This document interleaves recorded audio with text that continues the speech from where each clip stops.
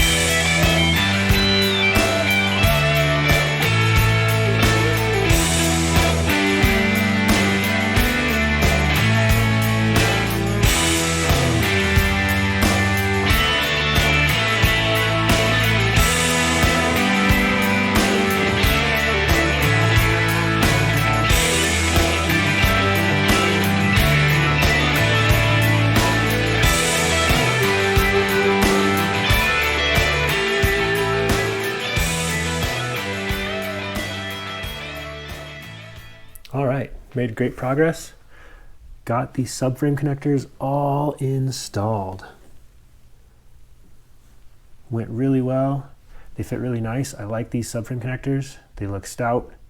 They tie in back here, up here in this rear torque box area, and they've got two spots on that front frame rail area that they tie into.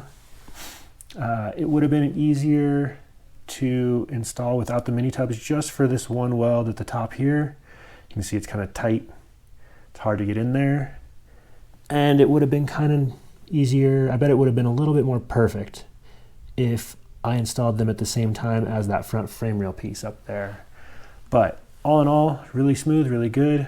Only took like 4 or 5 hours. I'll still come back and grind these welds down.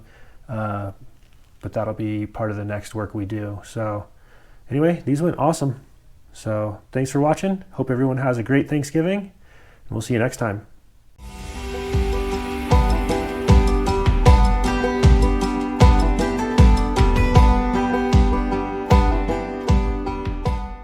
A little preview for those that watched all the way to the end. That's the axle we're putting in this car out of an SM95 Mustang. Get some 4-link action, coilovers. We got some parts coming for that. Anyway, thanks for watching. This is coming soon.